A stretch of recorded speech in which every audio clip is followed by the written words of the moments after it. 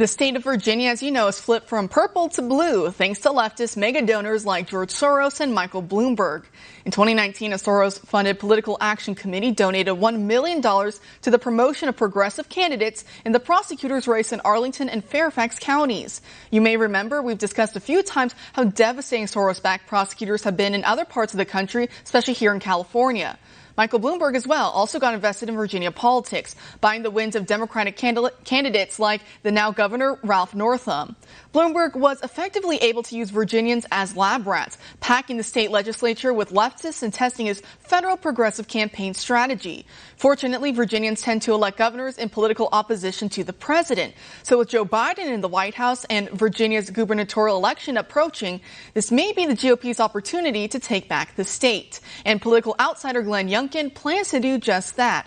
With me now to discuss Virginia's current political state and how he hopes to turn things around is conservative candidate for Governor of Virginia, Glenn Youngkin. Thanks for being here tonight, Glenn. Thank you so much for having me. It's so much fun to be on Tipping Point. I'm so used to watching you from home, so it's great to be on with you. Also, I really appreciate that. Thank you. So, well, first, let's talk about this. Talk about some of the ways that the influence of the radical left, empowered by muddy liberal elites like Soros and Bloomberg, have wrought serious damage in your state. And why did that influence your run for governor? Well, so first of all, I am a political outsider, and I'm a conservative. I'm a business leader. And I got up last summer and said, boy, Virginia's in the ditch, and I'm going to do something about it. I'm just not going to sit on the sidelines. I'm going to get in the arena. And so here we are running for governor because we have to take back Virginia. And we believe that Virginia should be the best place in America to live, work, and raise a family. And sadly, she's not right now.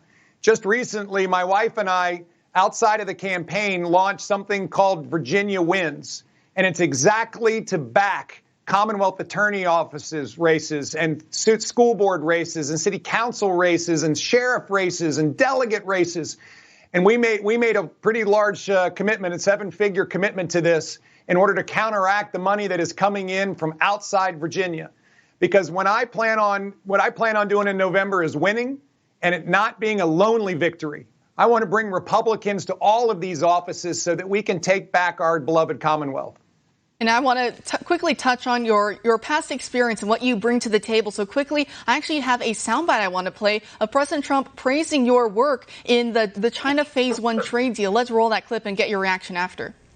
Countries are getting money when they get paid back. I really want to know who people that buy this stuff. Who puts money into something when they say this is a guaranteed loss? But that's a whole different group of people than I know. Glenn Youngkin of Carlyle Group, great group.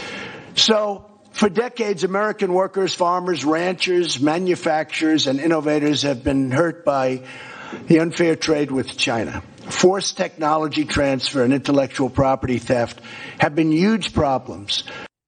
Back in the good old days. So, Glenn, talk to me a little bit about your past experience. Well, President Trump was staking out incredibly important ground in the negotiations in the China trade deal.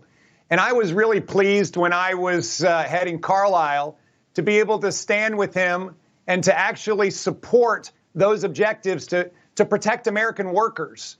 And so I think it was really important that American business stand up and say, President, we support you. We want to help you get the best deal for American workers. And I was so proud that he thanked us for that work because that meant more for American workers than we'll ever know. And sadly, the Biden administration has already walked back from so much of it. And this is going to hurt American workers. And we're watching it happen right now. And when I'm governor of Virginia, I look forward to negotiating deals that benefit Virginia companies, Virginia families, Virginia's workers, and actually enable them to have the kinds of opportunities and lives and incomes that they so deserve. And I believe that I'm uniquely qualified to do that because of my 30-year business career and the fact that I have actually stood strong in these negotiations. And that's what I plan on doing when I'm governor of Virginia. And we know just a few years ago, Governor Northam, the current governor, I guess, of Virginia, he somehow was able to survive his blackface scandal. He's also somehow able to survive the infanticide scandal, things that really should have tanked his political career, and yet somehow he's still up and fighting. But in some good news, we're starting to see some of these big, powerful blue governors are starting to crumble. We're seeing in New York, for example, Governor Cuomo there. He's under allegations of sexual harassment and, of course, the nursing home scandal. So he's under calls for resignation himself. There's been some talk of impeachment. Here in California on the West Coast, our own Governor Gavin Newsom, he's facing a potential recall as well. So do you think now's the time for Republicans such as yourself to start going up against some of these blue titans, I guess? This is the time now. Absolutely. What Virginians have seen is that when we have a Democrat House and a Democrat Senate and a Democrat governor like Governor Northam, they have actually tried to grab everything they've wanted for 50 years.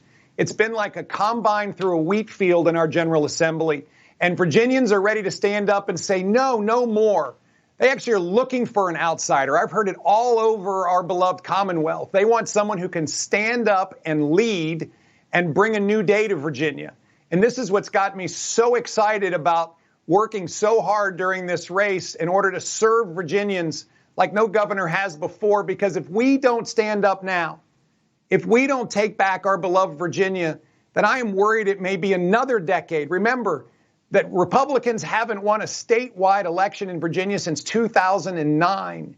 And one of the biggest challenges is the Republican Party continues to put forth candidates that can't win. And I believe I can win. I'm a different kind of candidate. I'm a conservative outsider. I'm a man of faith. I'm a successful business leader, and I'm a Republican who can win. And I have been so encouraged across the Commonwealth by folks standing up and saying, Glenn, we're with you because we're tired of it and we want a different direction for our beloved Commonwealth. So this is a great moment for us in Virginia. And I so look forward when I'm the Republican leader in Virginia to helping Virginia win back House of Representative seats so that we can, as a country, take back our House of Representatives next year. And people will say, wait a minute, I thought Virginia was blue.